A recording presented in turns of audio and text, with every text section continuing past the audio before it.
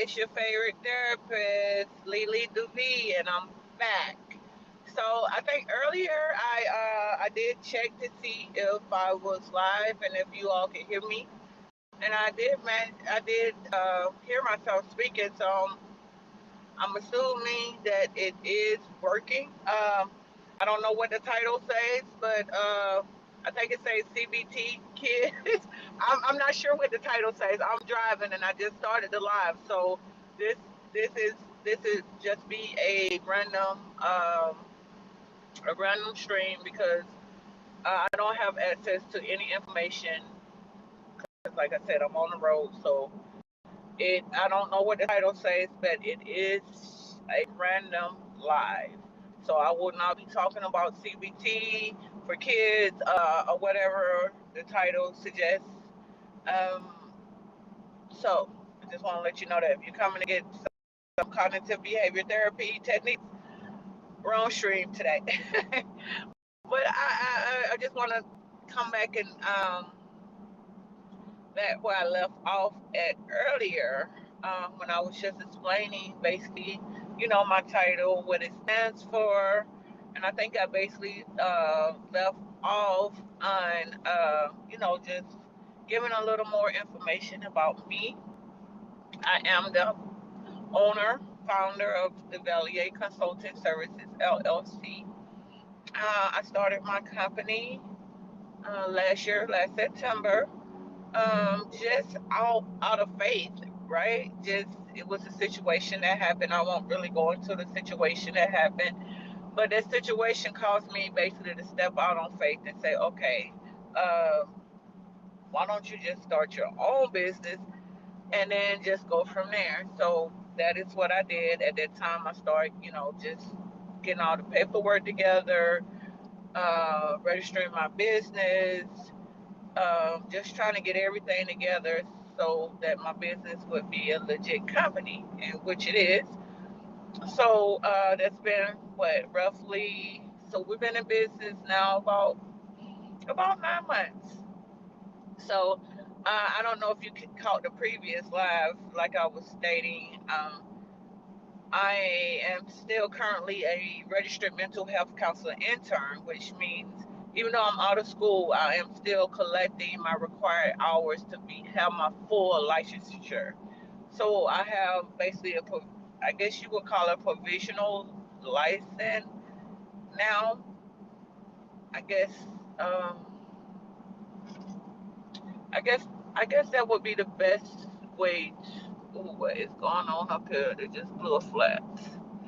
Okay, so oh, I'm glad I just got me full Pirelli run flat tires, brand new.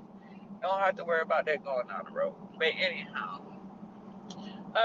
so I know the registered mental health counselor intern. The intern is kind of, it's like you're still an intern, but I thought you were out of school. And that I really wish they would change their name because let's face it, when you tell someone you're an intern, they automatically think, okay, she might not know what she's doing. She's possibly still in school and da da da. Because that's what we have always been made to believe. That's what an intern is, right? I know that's what I always thought, that intern happens when you're in school. So this type of intern is once you're out of school, but you're still collecting those hours to have full licensure. And what I mean by full licensure is that you're able to bill through all insurance companies, insurance companies that you are willing to take. So therefore, of course, it becomes a more lucrative business. Um, so I think so far that's and then you also have your license. The most important thing, so you work real hard to go through school, and then finally get that license after those 2 years. So right now I am, registered with the state, but it's provisional. I have to get those 2 years up into 1,500 hours, which I am working on the hours and the years as well. So I started with 2 years. I think I've been in supervision for about 6 months now. My supervisor is, well, maybe let me take that back. I don't think I've been in supervision 6 months now. It's probably been about 4 or 5 months, somewhere around there. But it's definitely less than 2 years. That I can't say. So my supervisor, she is awesome. She's always there to help answer my questions. If I have a tough case, she's there to help me, staff that case. So it's like I'm never alone. I always have that expert supervision to back me up. So that's the main thing about that. Um, I was getting ready to say something important. And then so there's that. I do have my master's, and just to summarize everything, I'm just waiting these 2 years and stacking up these 1,500 hours so that I can have my full licensure. And my goal is my practice will be, up and running, and to God, a success, right? So there's that. What else? So let me go back to, okay, my practice. So like I said, I am the owner of the Valier Consulting Services, and I know, okay, so it that sounds close to counseling services, but it's not. It's a consulting. So let me do a little bit about why I chose consulting instead of counseling services. So I chose consulting because that will allow more of services that I can offer, right? So instead of just counseling, I also offer other services. For example, matter balance coach training, matter balance classes. I offer groups for team anxiety reduction, groups for teams. And I am also working to provide uh, more groups. My next group will probably entail self-esteem for teens. But I am, like I said, I'm working to provide even more services. So the Valia Consulting Services will cover the array of services that I am planning to offer in the future. And I also will planning on working on a book, but not the book about my life, which I will write that book one day as well. But more of just offering these different techniques and the different anxiety reduction techniques, just techniques to reduce anxiety, depression. Let's see, and just things or similar to those things. So I'm still working on that. I'm still at the beginning phases of that. I have so much going on. It's so I run my and if you're just coming on, I just want to say, since I am traveling. I'm traveling to Lake City today, so I decided to take my stream along with me. So if you hear me just rambling on about myself, that's why I couldn't bring a meaningful live like I usually do, because I wouldn't have access to any of my documents or my receipts or anything like that. So I decided to just introduce myself, right? So okay, so now that I got that out there, yeah, like I said, I'm very busy right now. So I do run my practice. I also work at a community mental health organization. I have like almost 30 clients almost 30 clients that I see weekly through them. I had over 40, but I had to come down some because I was not able to practice in my self care like I would like. So I did come down. Now I'm a little under 30 clients for the community mental health agency. So I work there. That's basically my full time job for right now. Until my practice is where I wanted to be, right? And then I also work for a private practice as well, and I think I have about 5 clients with that private practice. So and then I also have a resale shop that I sell um, products to, and it's all type of products. Uh, Mostly anything that you can think of, I basically have it. And I had that business. That one is Blue Peach Knickknacks, and I had that business since 2019. So that's there's that, which basically trying to train my daughter on how to run that business because it's just not enough time in a day for me to just do all these things. So not only am I running all these businesses, well, not all these businesses, I only have two, but doing all these things. Uh, my number one thing is to always, right, take time out for self care. So I can have all this stuff going on, but at the end of the day, if I need to take a break, I will take it because one thing I have learned about being in this industry, being in this field, is that if you're not taking care of yourself, you're not gonna you're not gonna be any good for anyone else, and that's not just in this field, right? That's all the way across the board. So whether your mother, father, you know,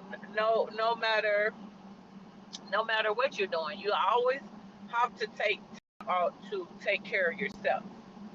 And I believe fully in that. I'll see clients all week long, but if they come Saturday nights, I'm asking my husband, come on, we need to go to the beach. Let's just go get ice cream.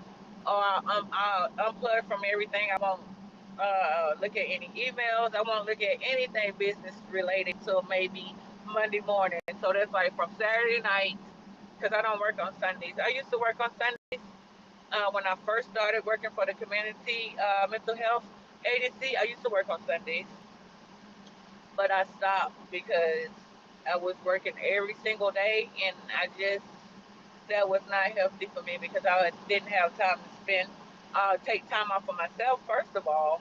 Second of all, time to just spend with my family.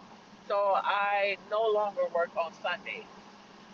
And like I said, one of my favorite types of self care is when I could just unwind once I see my last client on Saturday. Unwind, not answer anything business related or anything that I would require, energy, like excessive amount of energy to handle, right? So that's where I'm at now. I'm very big on protecting my energy at this time in my life, and especially being in this field. I have seen a lot in this field. Not that it has changed me or anything like that, but I have seen a lot, and dealing with from anywhere from minor mental health issues to severe mental health issues, right? So, and we are the ones that's being sent to on the front line to, you know, to tell the clients or the patients the words they need to hear this particular time, right? So that takes a lot of, for me, that takes a lot of self care, self awareness, just always remaining spiritually connected, right?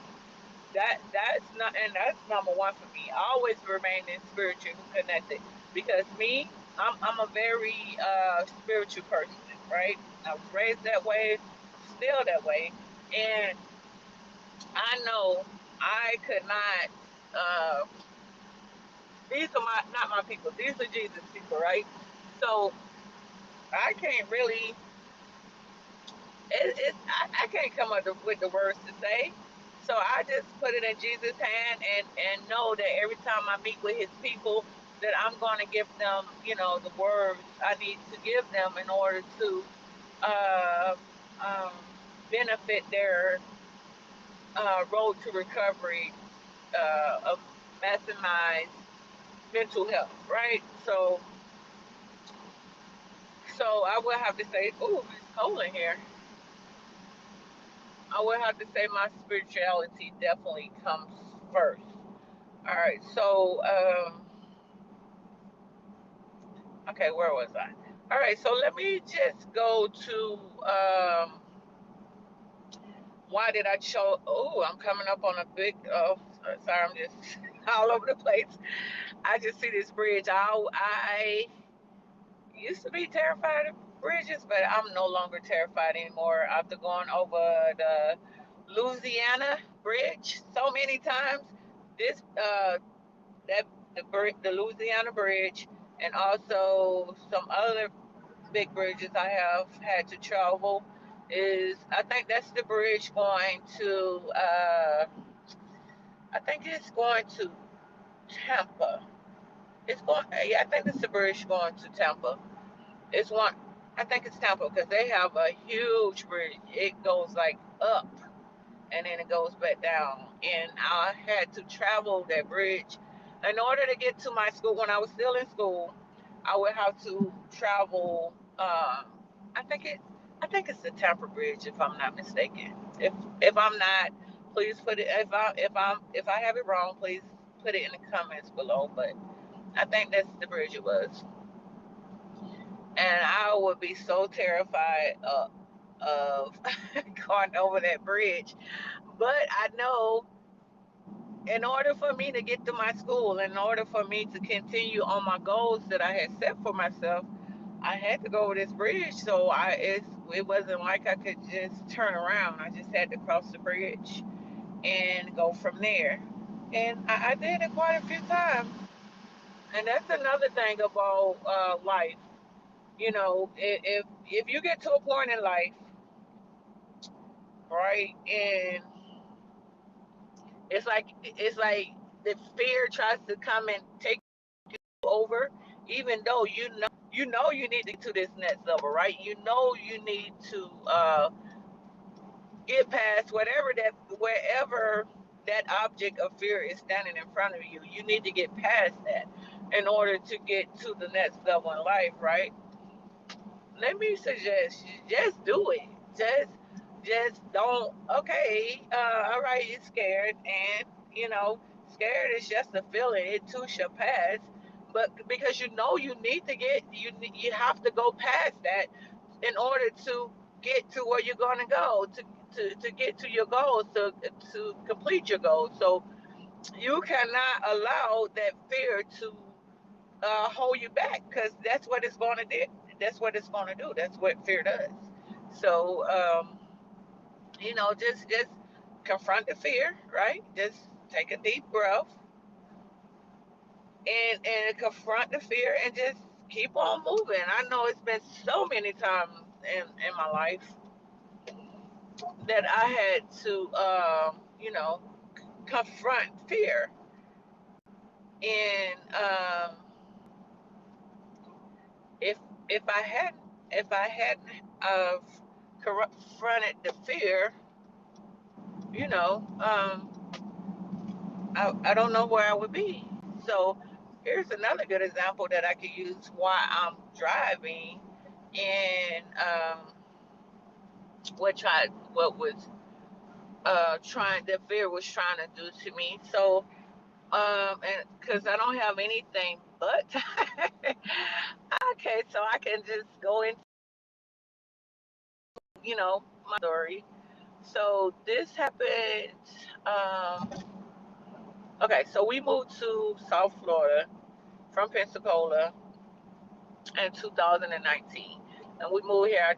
My husband's job transferred us here, and not even that. We had always wanted to move to Miami, right? Of course, being tourists here, uh, and also my husband has family close by as well, so that was always the next move for us. So we were finally blessed in 2019 with the opportunity to move to South Florida. It's been raining up here. So we were finally blessed with that opportunity. And so, we moved and everything was good. Everything is still good. This is not, you know, not that I'm complaining or anything like that. So this is not a complaining type of statement. But so I moved 2019. But what I did notice, and like I told you before, my lives are going to be all things mental health. So even if I tell you, this is about your favorite therapist, Lily Duvee, if you continue to listen, you will also hear me doing things about me as well. And this is going to be one of those moments. So we moved here in 2019. Let's see. So when we moved here, I was still in school because I started my master's program 2018 in Pensacola. So that's not my point either, because I was still able to attend school, but I have a little more to go to that. And maybe I get to it today, maybe I won't. So that's not the point either. So we moved to South Florida 2019. I was a year into my master's program. So once we moved there, everything was good. It was through life. Of course, my husband's job transferred us here, so he was able to, that next day, right, or next week. I mean, next Monday, he was able to just go back to work, right? Just go on back to work and he was here to build up his branch, build up a new branch. That's why we moved here. He was moved here to build up a new branch in their company, which that was his second time. But this is not about him, so I'm not gonna say too much about him. But anyway, so hold on, let me see what this is. Okay, so once we were here, we started getting settled down. Loved the apartment. We stayed on a golf course, big, huge golf course in the back. Nice porch, pups can go, outside, relax. So it was nice. A nice side of town. Didn't have any complaints. But I don't know where this came from, but just out of nowhere, I started feeling anxiety. Like, when I say anxiety, I mean like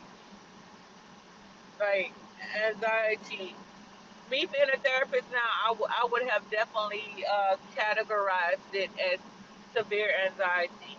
I mean, it got to the point where I was prescribed medication for anxiety, and this is in full transparency. I just, because when I'm seeing my clients, I don't want you to ever think that I don't understand what you go through.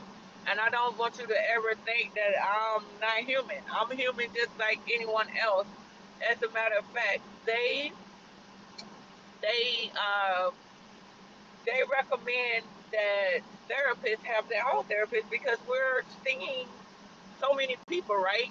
And it could actually, if you're not able to process the information that's being given to you, it could become a big burden, right? Thank you, Jesus. I have not had that issue. I have been able to go to work and turn off everything once I leave work. Thank you, Jesus, because that's a huge plus, right? Imagine this, all the issues that your clients are giving you, and then you just continue to take it in or hold it in, and you don't have no outlet for it. It could, as you can imagine, it could get traumatic. But anyway, that's a whole nother thing. So of course, at the time, I'm still in school, so I was not seeing any clients. I had not even begun my internship, so I was not seeing any clients. But anyway, so I was diagnosed with anxiety. Um, so I took the pills a couple of times, but I just did not like how they made me feel. Like, for example, when I would be driving, it felt like my my foot even though it was on the pedal, but it felt like it was like on air, like I was pushing air or something. I don't know how to describe the feeling, but like the like those anxiety pills had me like not really feeling myself, like feeling like I was myself. So I ended up, stop taking a pill, and that was not the first time. I did take pills for anxiety. That was probably in 2010, and the same thing happened. It's just had me not feeling like myself. You can ask my daughter all about it. I'm pretty sure she would tell you because she did notice. That was 2010, and I tried the anxiety pills again 2019.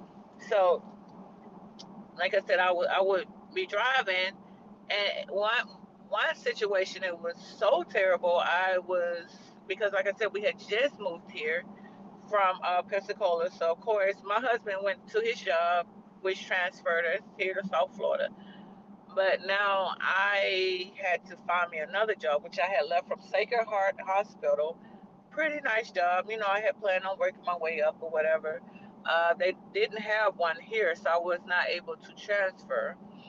Um, so now that, everything is selling, I think I was off for maybe about a month, just to get the house together and things like that. So after a month, I was like, okay, I'm ready to go back to work.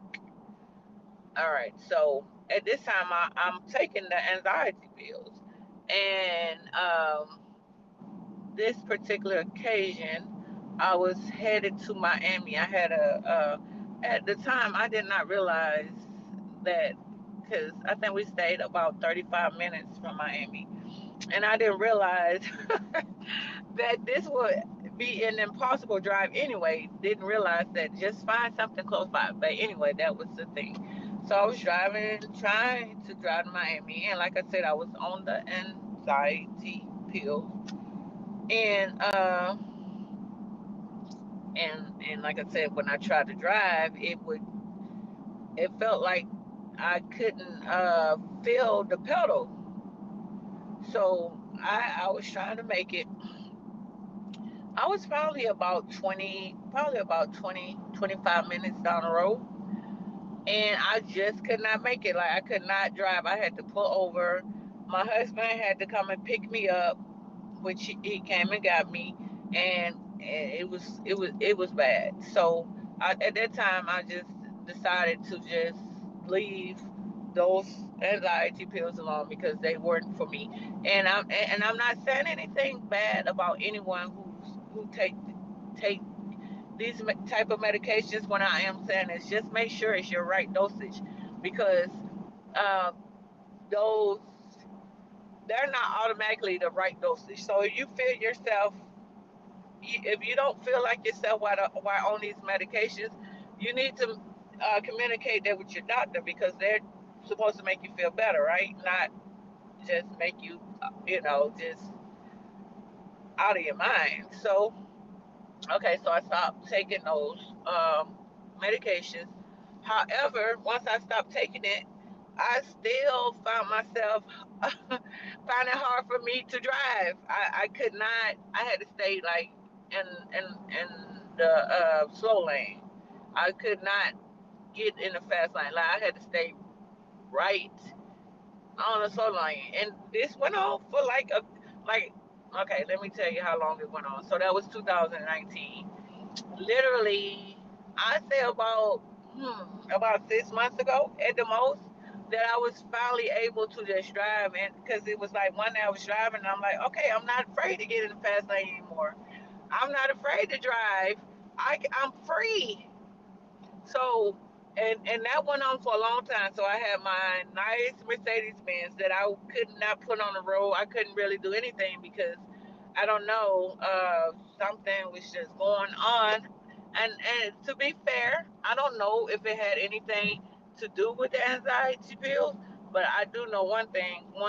I know that had never happened to me before, and so it didn't happen until after I started taking that type of medication. So, but so I said all that to say this.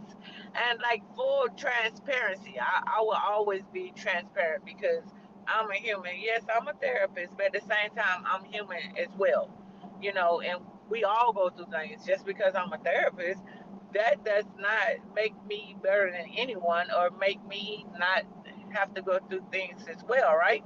It just makes me professionally trained to help you with your issues. Okay, so I always gonna be, fully transparent. So, in other words, this trip right here, this is the well, I take that back. Well, yeah, this will be the first trip.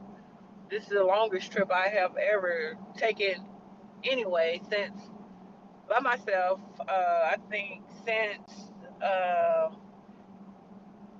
probably maybe driving from Texas to Atlanta, maybe. Because I know I did that a few times. I know I drove from Ohio to Atlanta. I did that a few times. And both of those are pretty long trips, but that's been years ago. I mean, decades ago. So, and then just to be fair as well, I'm breaking this trip up. So it's not like I'm just doing a straight through trip.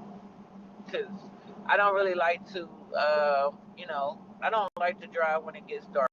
So once around 6 or 7, when it starts to get dark, I will park myself for the night. Go enjoy me some dinner.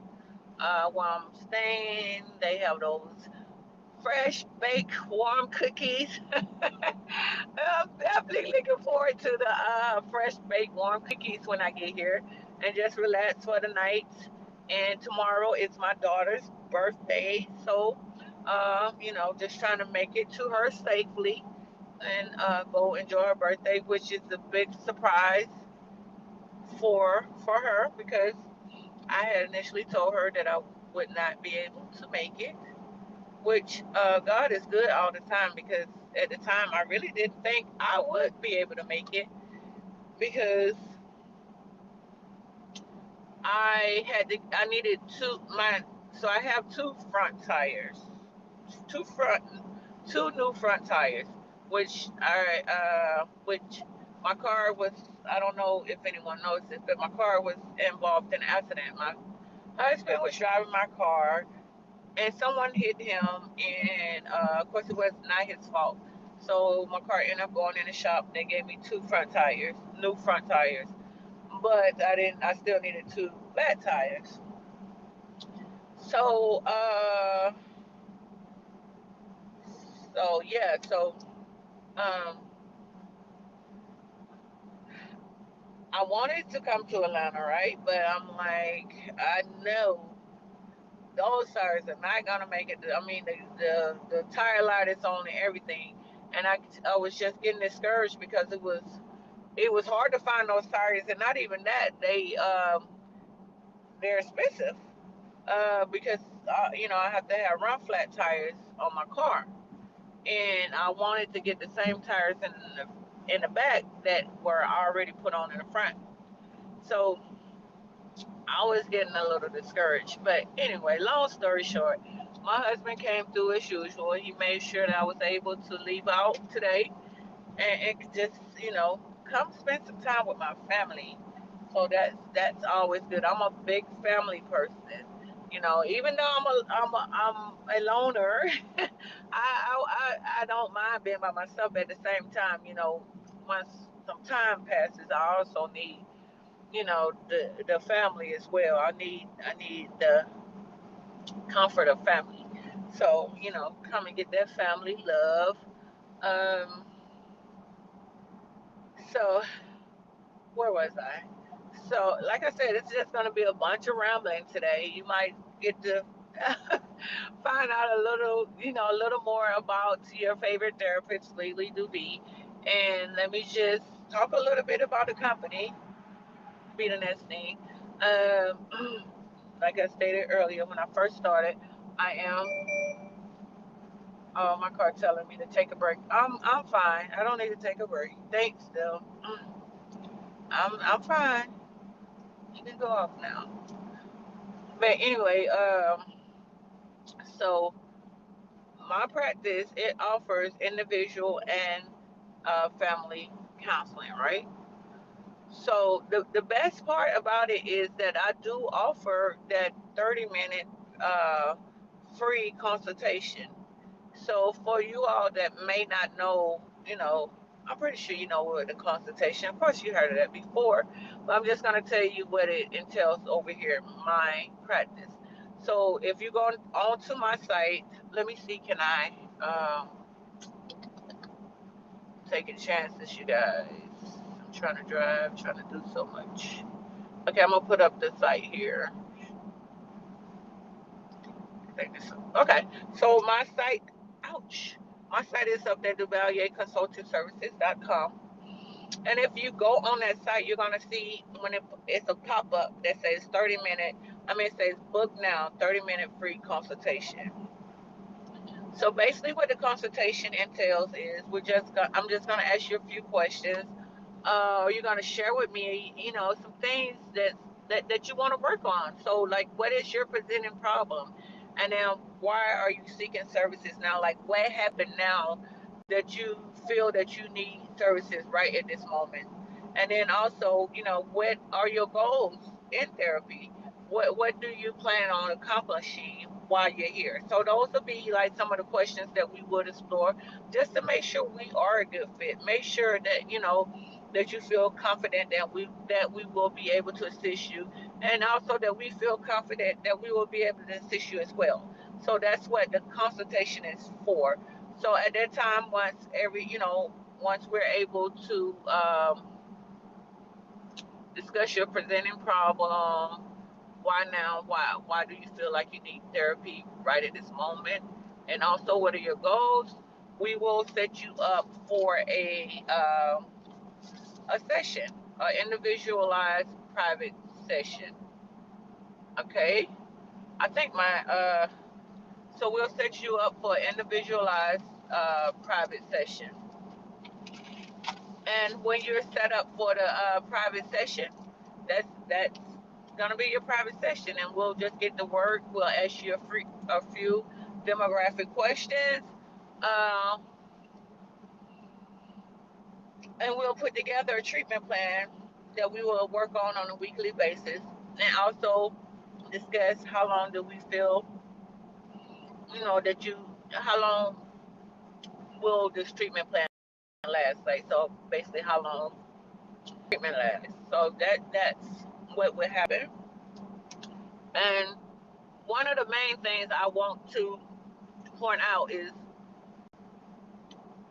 these sessions are 100% private. No, let me say that back. I don't want to say that. Okay, let me say it like this.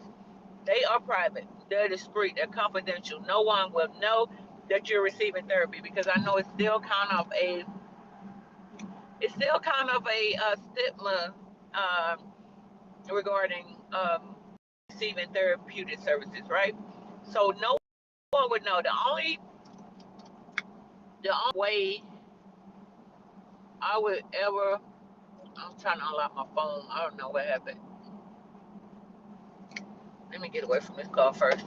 The only way I would ever break confidentiality, if you tell me you wanted to kill or harm yourself, or kill or harm someone else, of course, I have to keep you safe. Or if you tell me you want to kill somebody else or harm somebody else, I have to keep them safe. So, I have to break confidentiality, because at the end of the day, I have due diligence. First of all, to keep my clients safe, right? And then second of all, to keep everyone else safe too, if my client decides they want to go and hurt someone. So that's why I would need to break confidentiality. But if you're talking about, just putting everything out on the table, and just talking from, about what you've been going through, I wouldn't share that with anyone, because I'm a professional first of all, and that's part of our ethics. That our sessions, come on, lady, get it together. That our sessions are private, so that's that. And that's one thing I want to point out more. Most of all, these are private sessions. If they're done virtually, Sorry, I'm eating some candy. I'm getting hungry. If they're done virtually, it's gonna be on a HIPAA approved platform, so there's no virtually no chance of any type of hacking or anything. Which I don't see why anyone would do that, but it's HIPAA approved platform that we would have our meetings on. So okay, so there's that for individual family counseling. So individual family counseling means that most of the times I will meet with the individual, so you by yourself. But just let's say if you were married and you have an individual session, but just say we've been meeting for a couple of weeks, 3 weeks, or whatever, however it goes, and then you say, well, it's something that I really want my husband to be in this session. Yes, of course, he can come. Or if I'm meeting with a guy, yes, your wife can come. They can come anytime because it's individual slash family counseling. And even if I'm seeing a child, I would pretty much require the adult to come to at least one monthly session because let's face it, it doesn't matter how much I work with the child if they're going back to the same environment, right? And the parent is not changing, or the parent is thinking it's the kid's fault. It's not gonna work because I can tell them, we can learn skills. I can teach them things, teach them skills all day. But if the home environment is not changing, it's not gonna be it's not gonna be beneficial because they spend an hour with me for a week, an hour a week with me, right? But they're with the kids or with the parents the rest of the time. So if you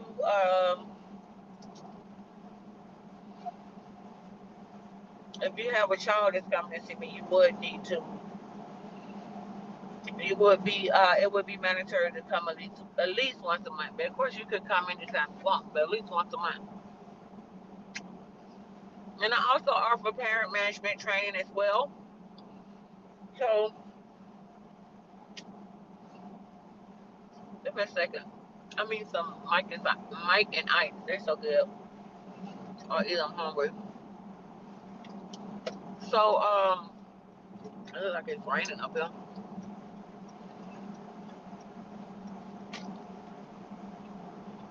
So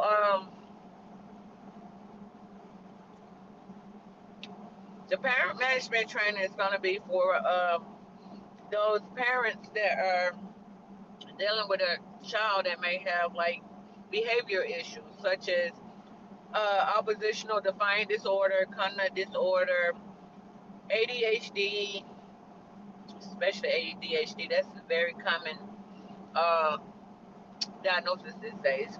So those behavior issues, that's when parent management training will come in. And one thing that I do want to point out, and I always have to make sure I say this because I'm not trying to offend anyone, especially our parents. So when I say parent management training, of course it sounds, you know, kind of weird because a parent is gonna automatically think, so what are you trying to say? I don't know how to raise my child, and I get it. So what the main thing I point out when I am offering this training is that no, that's not what it is at all. If you or if you know someone who has a child that has ADHD, oppositional defiant disorder, also known as ODD, uh, what else did I say? Conduct disorder. Any of those behavior issues, it's kind of hard. It's kind of hard to to just it's kind of hard. The symptoms of those diagnoses are kind of hard, especially for a parent to understand because the parent's gonna automatically, especially ADHD, parents gonna automatically be like, well, The child doesn't want to listen to me, or the child, why didn't they remember what I told them 3 minutes ago, or why do the child keep getting in trouble at school? One thing I want to point out, I'm not trying to make an excuse for anyone, but I do want to say that if you're not familiar with ADHD, I would suggest you go look up the symptoms, because there is the symptoms of those of that diagnosis.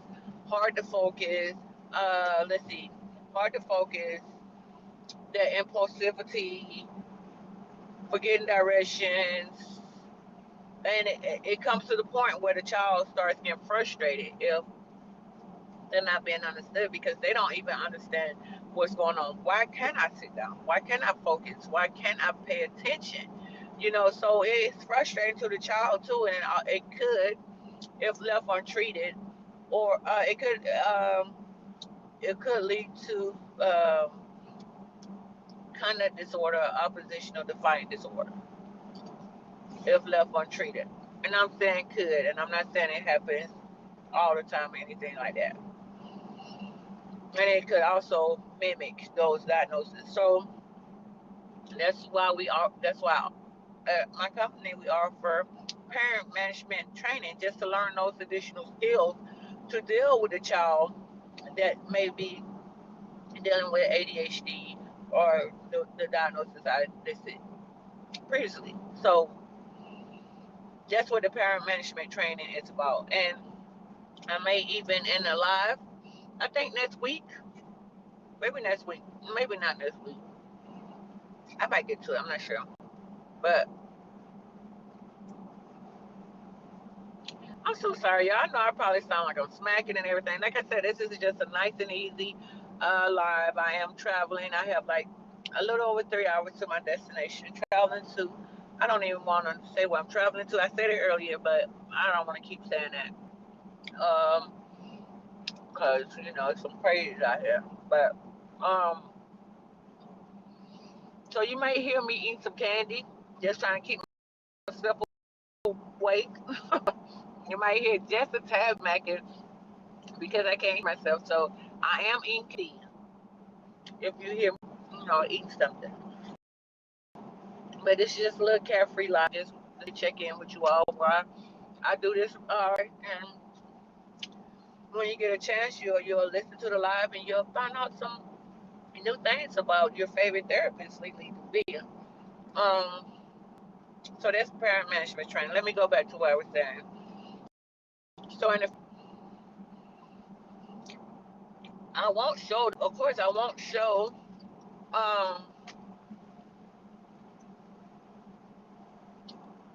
the whole dialogue. I won't show the whole dialogue of the parents training, but I'll probably just go through some modules so that you can get a better feel of what it is. Because I know that the title can be a bit misleading, because when you first read it and you don't know anything about it, it sounds like, what you mean I need some. So I'll probably discuss the modules in a future live. I know if you go look at my car, still it's saying this, take a break with a cup of coffee. I'll probably take a break in a couple minutes. I'm trying not to I gotta be careful, because I was saying exactly where I was going and stuff, but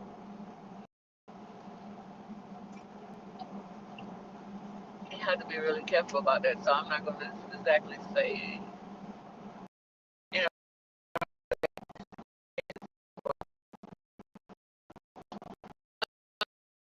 So I know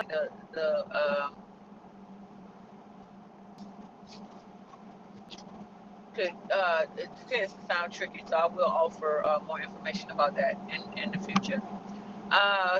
What else I was gonna say? If you have been able, I know a lot of people don't catch my live. A lot of people do not catch my live as going on. Hopefully, as time goes on, I'll have a live audience right here so that I can answer questions from a professional standpoint. Um, I am master's level educated, so I'm just not just talking just to be talking. I have uh, been trained in what I'm talking about. Um, if you look at my previous videos, as a matter of fact, one of my first videos, Carl, what are you gonna do? Are you gonna come? Let me just go in front of you, because and please forgive me up front. You are just a tad bit road rage. Just a tad. I don't really get road rage, but yeah, I get on the road. So, for example, that car, they have on that blinker. I'm in the fast lane. It's two lanes. I'm in the fast. They're in the other lane, but they have on the blinker to come over, but they never came over. But anyway, that's what I was saying about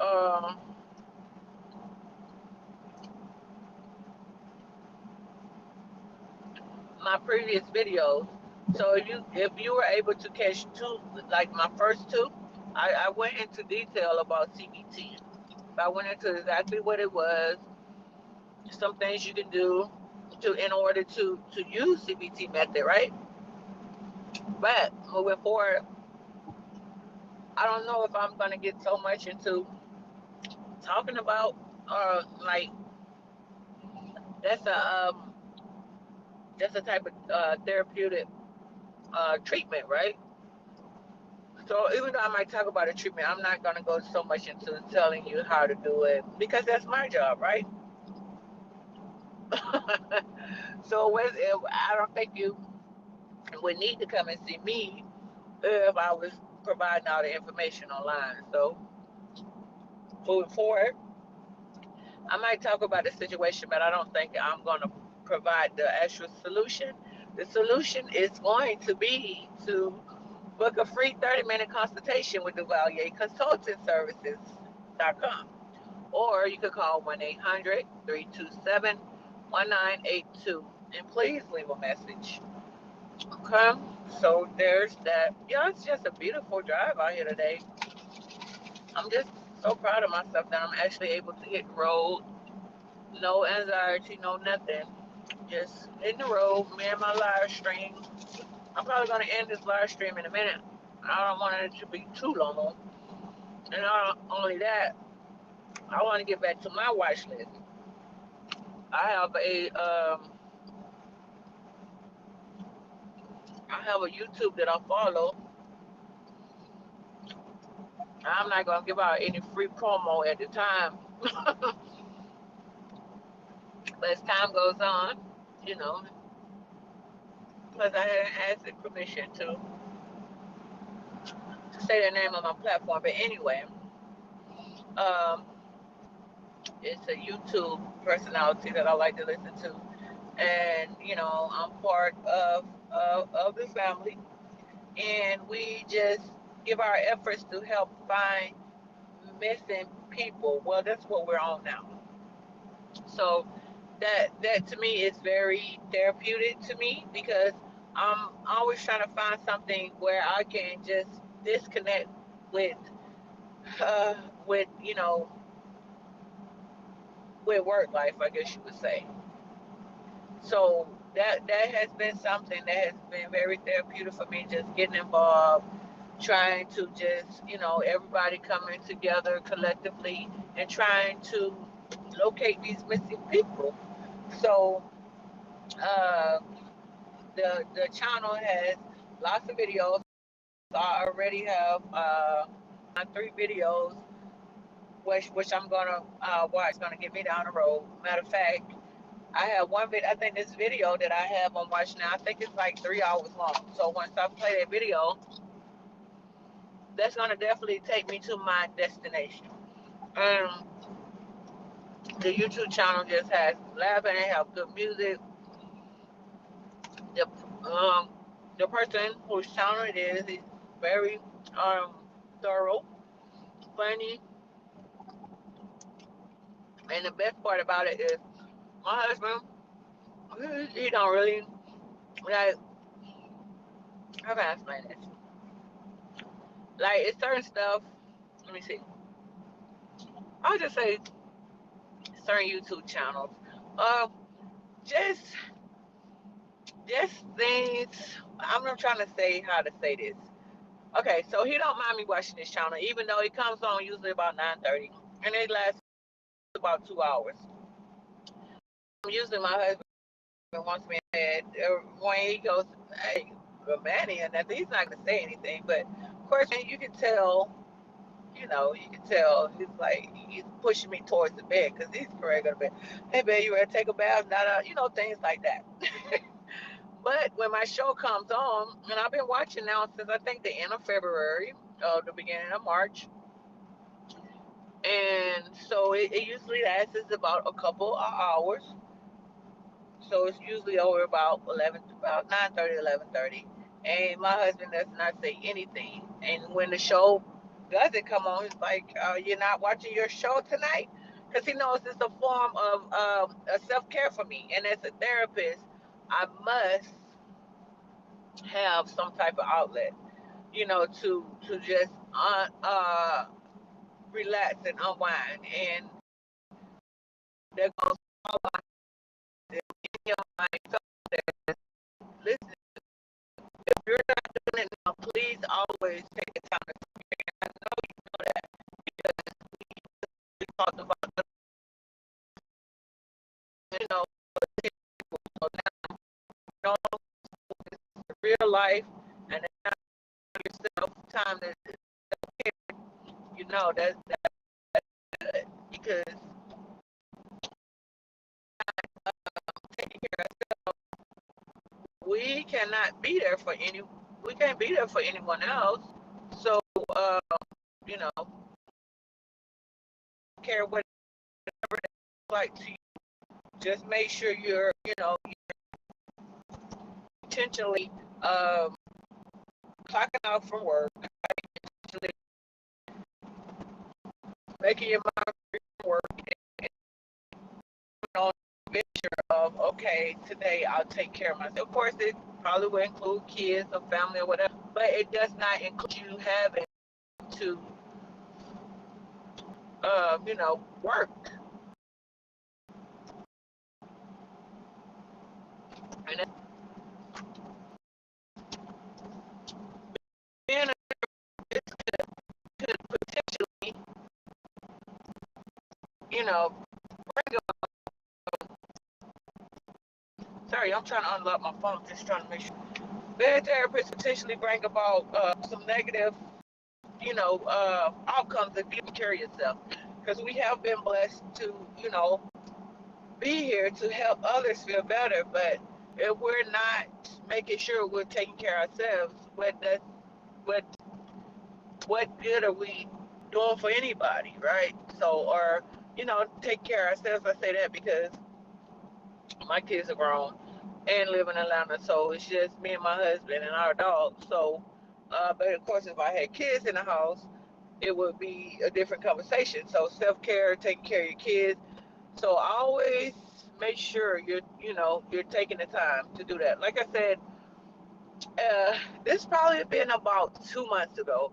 I had like over 40 clients. So, okay, 40 clients. This sounds about like 40 hours a week when you think about it, right? Because it's an hour for every client. So when you simply do the math, you will be like, okay, so that's like 8 clients a day, 5 days a week, off Friday and Saturday. Or you could even see a couple on Saturday, right?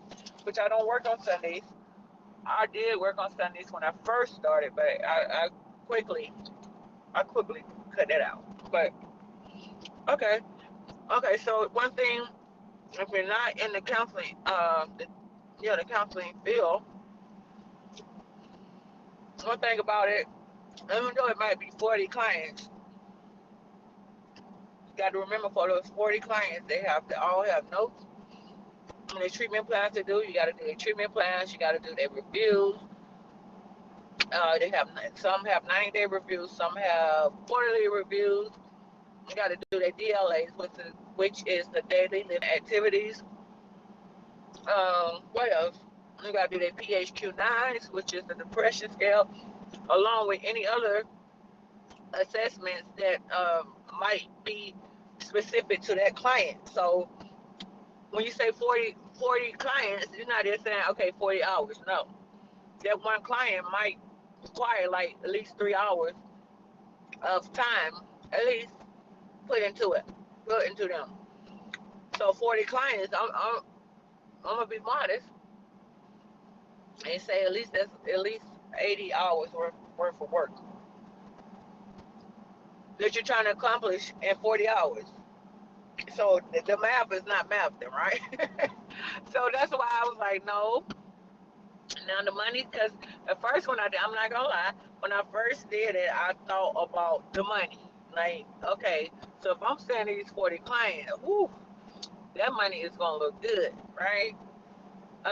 So yeah, the money did look good, but at the same time, I felt myself kind of, and I'm just gonna be honest, kind of like burnt out a little bit because I'm like, I cannot do all of this. It's too much. So I started, going down on my clients, and then also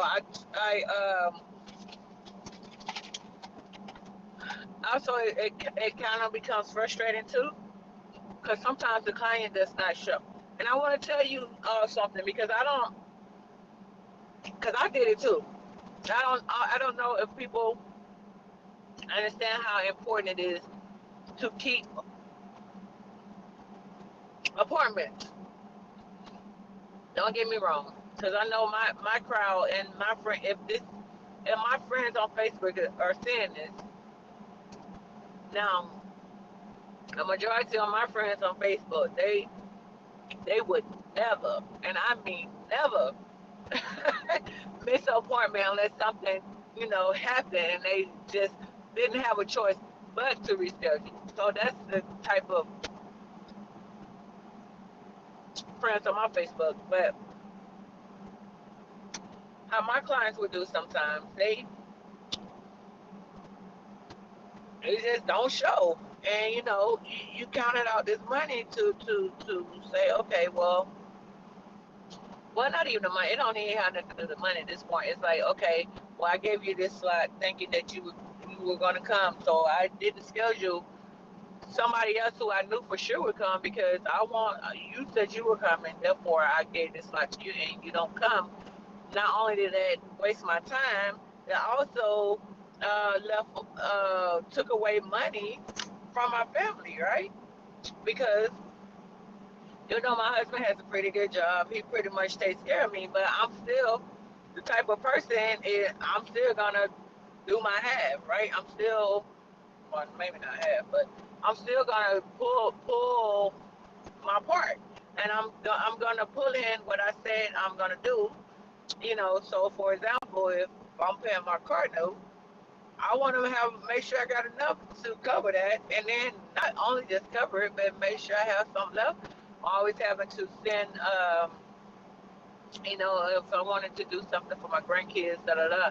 So, when they cancel, that kind of messes me up, and that was part of it. I was having those 40 clients too, because even though it was 40, all the time they wouldn't show up, but I had them scheduled, so they didn't show up, but I have still taken time out my day to uh, to be there for them. So that was getting to be a mess. So I was like, you know what? I'm just gonna focus on my own practice, get my practice built up, and also just go down to a certain amount of clients, and don't even think about the money. Just making sure I'm bringing in enough so I can cover what I need to cover or what I say I'm gonna cover, and that's where we at right now. So that's where we at right now, knowing that one day my business, my practice will be successful. So, and that was the thing. I don't want to burn myself out before I get to that point, because at the end of the day, it has been established that, okay, Lily, you have to be an intern, well, mental health registered mental. That's such a long word. Registered mental health counselor intern for the next 2 years. You have to have 1,500 hours. At that time, I could bill any insurance. Well, in Florida, of course. Well, they got a new thing now where I think it's like 10 different states. So, like, once I'm able to practice, well, be a official full licensure, they came up with a counseling compact. So in the past, you could only uh, you could only offer therapy services in the state in which you held your license. But this happened recently. It's the counseling compact. So if you are let me slow down. There go the police. Not that I'm speeding or anything. Well, I guess I am speeding a little bit. Let me slow down. All right, going on by, sir. I'm not speeding anymore. Stop. So it's called a counseling compact, and it's like you can basically you can offer services in any state. I mean, oh Lord, please retract that. I didn't mean to say any state. I was meaning to say in I think it's like 10 different states. I haven't really been up on it all the way because I know it won't really apply to me until I have my full licensure. But I think it's like 10 or 11 states that you can now practice in besides your own state. And this is monumental because, like I was stating earlier, previously you could only practice in the state that you were licensed in. So that means by the time that I have all of my hours and everything, that means I should be. Hopefully, all the states will be in the counseling compact. That means you don't have to just stay in your state. You can go to other places to offer uh, therapeutic services. So that is definitely something to look forward to, and I do look forward to that. Um, the counseling field has came a long way even since I started. Everything is becoming virtual and all type of things like that. So I'm gonna wrap this up. I'm under 2 hours now. Thank y'all for keeping me company. I'm under 2 hours. Hopefully I'll go find a nice spot once I get to my destination. Of course, I'm not gonna tell you my destination, but I will share with my family and everybody who is, expecting my return. I mean, my expecting me. All right. Feeling good out here. I'm just enjoying this ride. Feeling good. Like I said, it's a blessing to me. I thank you, Jesus Christ Himself, because it was once upon a time, not too long ago, that I wouldn't have been able to go on a ride like this. So, and I know, oh, I know my dear husband. When I told him I was going to do this road trip, he was like, he never did me anything, but I know he. Oh wow. Okay. Because like I told you, if you just coming on now, I had an issue that came up in like 2000 and made me unable to drive long distances or even move from the slow lane. I had to stay in the slow lane. So you can go back and all that. I already went over that. But now I am healed. I am healed. I'm headed to y'all. Happy birthday, Big King. Whoop, whoop. This is my daughter, y'all. That's the only daughter I have. I have two kids. My son passed away in 2014. I'll talk about them. But this is my only daughter. She has four daughters. So I have four beautiful, beautiful granddaughters. And I also have a grandson. He lives in Texas with my son's. He lives in Texas with his mom. That's my son's son. That's actually my oldest grandson. So that is my oldest grandson. He will be 8 years old this year. Oh my gosh, time goes by so fast. Unfortunately, I don't get to see him much. Um, but as time goes on, well, not as time goes on, I definitely will be going to see him soon. As a matter of fact, I think once I get here with my daughter, I think we are going to plan a road trip to go see my grandson, and so he can see his cousins, and so my daughter can see her nephew, which is my son's son. The only reminder I have of my son here, my grandson, which I love very much as well. Okay, so now I'm just rambling on, you guys. I'm gonna let you all go. Like I said, I'm under 2 hours. I'm getting ready to put back on my show, which I was talking about earlier, my YouTube show, and it's my YouTube show is about 3 hours. I have a little under 3 hours left, so I'm gonna put back on my YouTube show, and I'm gonna knock the rest of this trip out. All right. So it was nice talking to you all, and thank you for staying here throughout my rambling. Bye bye.